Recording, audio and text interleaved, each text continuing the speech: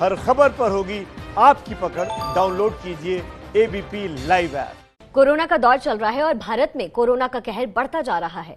Corona के मामलों में भारत अब दुनिया में छठे नंबर पर है। जी हां, भारत में 2,36,000 से ज्यादा मामले आ चुके हैं। दुनिया में सबसे ज्यादा मामलों की लिस्ट में अमेरिका पहले नंबर पर है। जिस तेजी से भारत में कोरोना पॉजिटिव मामलों की दर बढ़ रही है, भारत बहुत ही जल्द चौथे नंबर पर पहुंच जाएगा।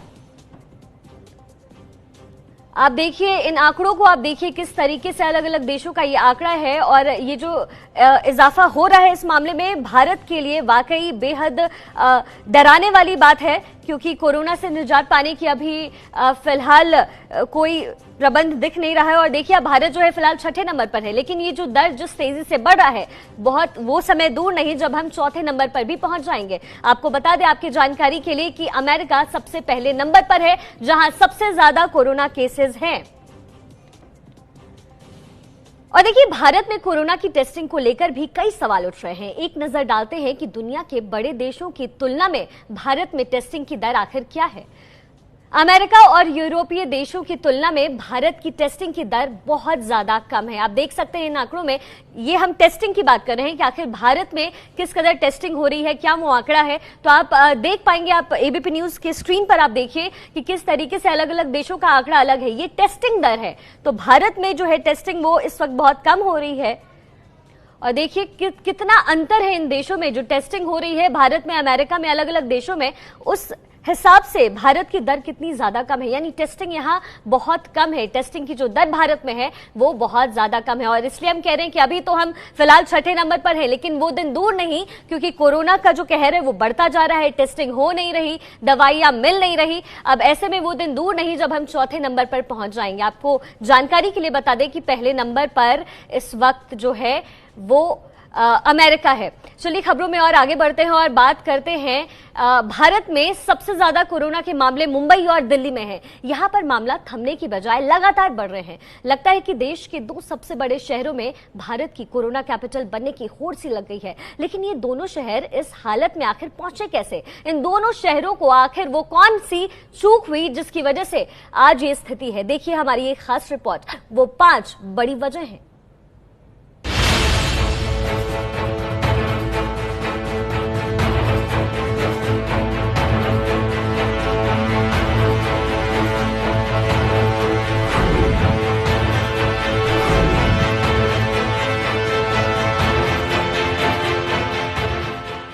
भारत में कोरोना की सबसे ज्यादा मार अगर किसी शहर पर पड़ी है तो वो है देश के दो सबसे बड़े शहर मुंबई और दिल्ली।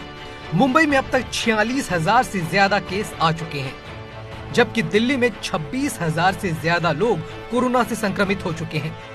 एबीपी न्यूज ने इन दोनों शहरों में कोरोना फैलने की बड़ी वजहों की पहचान की है।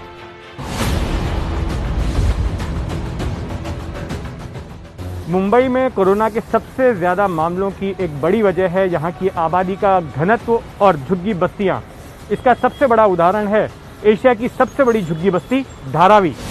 ये कोरोना का सबसे बड़ा हॉटस्पॉट बन गई है। यहाँ 2 वर्ग किलोमीटर के दायरे में 7.5 लाख लोग रहते हैं। यहाँ एक दूसरे से दूरी बनाकर रहना मुश्किल है। यहाँ मौजूद पतले सकरे घरों में 5 से लेकर 15 तक लोग रहते हैं। कॉमन शौचालय और पानी भरने के नलों का इस्तेमाल करते हैं। धारावी की तरह ही मुंबई के कुर्ला, वडाला, गोवंडी और मालाड की झुग्गी बस्तियों से भी बड़े पैमाने पर कोरोना संक्रमित मरीज सामने आ रहे हैं। मुंबई कोरोना का हब बन चुका है। महाराष्ट्र की सरकार की कोताही, इनका गंभीर नहीं होना, यही 2 वजह है कि पूरी तरह से मुंबई और महाराष्ट्र के हालात बद से बदतर हो रहे, पूरी तरह से बदहाली है।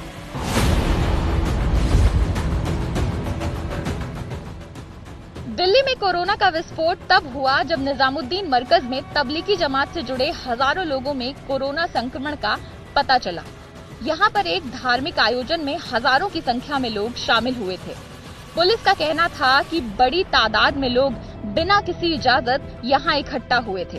हैरानी की बात यह है कि मरकज के बगल में निजामुद्दीन पुलिस स्टेशन था, लेकिन इसके बावजूद प्रशासन की नजर उस पर नहीं गई। तबलीगी जमात का कहना था कि लॉकडाउन की घोषणा की वजह से बड़ी संख्या में लोग वापस नहीं जा सके। मैं मानता हूं कि ये सरकार पूरी तरह से कोरोना को टैकल करने में, कोरोना की समस्या से निपटने में बिल्कुल फेल साबित हुई है। मैं दिल्ली सरकार से, दिल्ली के मुख्यमंत्री से ये कहना चाहता हूं कि दिल्ली के लोगों की जान बचाएं, राजनीति ना करें।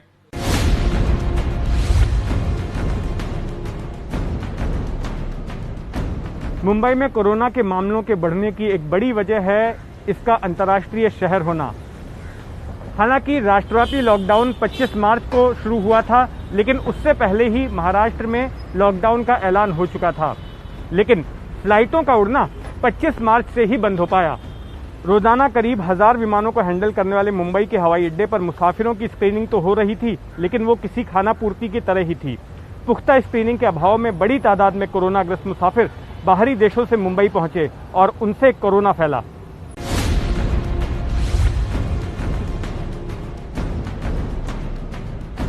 मुंबई की तरह ही दिल्ली का भी अंतर्राष्ट्रीय चरित्र है।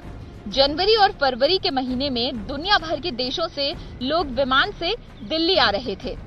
3 या 4 देशों से आए यात्रियों को छोड़कर बाकी किसी यात्री की चेकिंग नहीं हो रही थी। दिल्ली एयरपोर्ट पर यूनिवर्सल स्क्रीनिंग का ऐलान 4 मार्च को किया गया। मुंबई की तरह ही दिल्ली के हवाई अड्डे पर भी स्क्रीनिंग तो हो रही थी, लेकिन वो खाना पूर्ति की तरह ही थी। पुख्ता स्क्रीनिंग के अभाव में बड़ी तादाद में कोरोनाग्रस्त मरीज दूसरे देशों से दिल्ली पहुंचे और उनसे कोरोना फैला।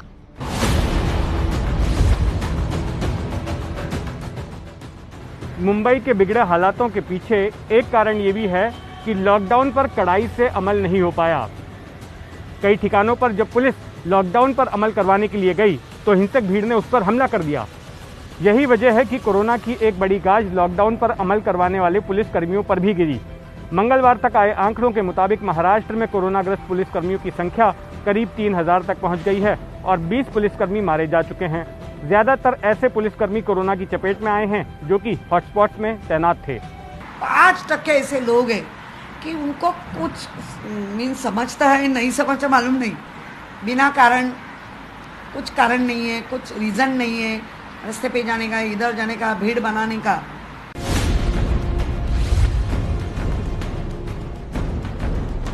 दिल्ली में भी लोगों ने लॉकडाउन के नियमों का ठीक से पालन नहीं किया। लोगों से घरों में रहने की अपील की गई, इसके बावजूद कई लोग सड़क पर दिखाई दिए। दिल्ली की आजादपुर मंडी से लेकर गाजीपुर मंडी हो या फिर दूसरे बाजार, कई जगहों पर भारी भीड़ दिखाई दी। जब केजरीवाल सरकार ने शराब की बिक्री की इजाजत दी तो हजारों की संख्या में लोग बिना सोशल डिस्टेंसिंग के नियमों का पालन करते हुए लाइनों में लग गए।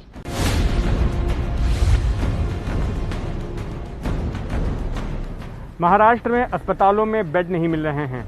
कुछ ऐसे मामले सामने आए हैं जहां की मरीज एक अस्पताल से दूसरे अस्पताल तक चक्कर लगाता रहा, लेकिन उसे बेड नहीं मिल पाया और उसने दम तोड़ दिया। दूसरी बात यह है कि कोविड टेस्ट के लिए जो नए नियम बनाए गए हैं उनसे भी समस्या बढ़ गई है।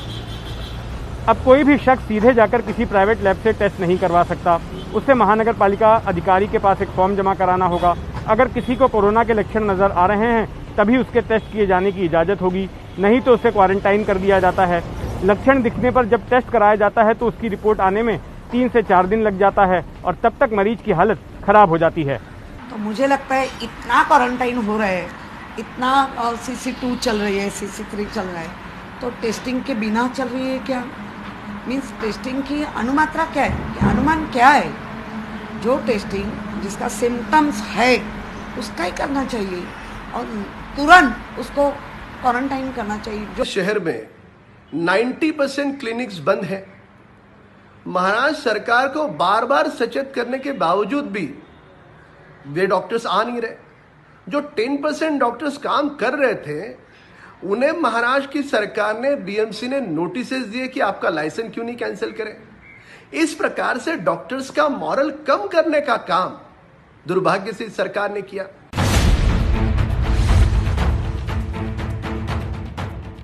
दिल्ली में कोरोना के बढ़ते मामलों के साथ अब टेस्ट की संख्या को लेकर भी सवाल खड़े हो रहे हैं। दिल्ली में सरकार ने रैंडम टेस्टिंग नहीं कराई और केवल उन लोगों की टेस्टिंग पर ही जोर दिया जिनमें की कोई लक्षण है। लेकिन दिक्कत की बात यह है कि ज्यादातर संक्रमित लोगों में कोई लक्षण ही नहीं है, जिसके चलते भी कई लोगों में कोरोना का संक्रमण फैला। आम लोगों के लिए आज भी दिल्ली के सरकारी अस्पतालों में टेस्ट कराना आसान बात नहीं है। अगर सभी एसिम्प्टोमेटिक लोग अपने टेस्ट कराने पहुंच जाएंगे तो सिस्टम कोलैप्स कर जाएगा हमारा। लोगों के मन में दहशत है, इस दहशत को निकालना पड़ेगा। लोग डरे हुए हैं और इस डर की वजह से सब चाहते हैं कि मैं भी टेस्ट करा लूं, मैं भी टेस्ट करा लूं, मैं भी टेस्ट करा लूं। दिल्ली की 2 करोड़ जनसंख्या है। अगर हर रोज 10,000 एसिम्प्टोमेटिक लोग टेस्ट कराने पहुंच गए तो हमारी लैब तो कम पड़ जाएंगी ना, कितनी भी टेस्टिंग की कैपेसिटी बना ले हम। इस बीच कोरोना के बढ़ते मामलों के साथ अब दिल्ली के अस्पतालों में बेड की किल्लत और मरीजों को सही समय पर इलाज न मिलने की शिकायतें भी सामने आ रही हैं। मैं शादरा में रहता हूँ, मेरे जीजी भी शादरा में ही रहते हैं। शादरा रामनगर मानसरोवर पार्क की ये घटना है। इसके बाद हम उन्हें पुष्पांजलि हॉस्पिटल लेकर गए। वहाँ भी उन्होंने यही बोल दिया कि इनके सिम्टम्स ऐसे हैं कि हमारे पास कोई सुविधा नहीं है, आप इन्हें मैक्स में ले जाइए। मैं मैक्स पटपड़गंज में सुबह 3:30 बजे उनको लेकर गया। मैक्स वालों ने पहले मना कर दिया, फिर काफ़ी मिन्नतें करने के बाद उनको अंदर एडमिशन दिया। मैं उनको कहना चाहता हूं, कोरोना के मरीज तो लेने पड़ेंगे तुमको। आप लोगों को दिल्ली में अस्पताल बनवाया था पैसे कमाने के लिए नहीं बनवाया था। आपका अस्पताल बनवाया था दिल्ली के लोगों की सेवा करने के लिए।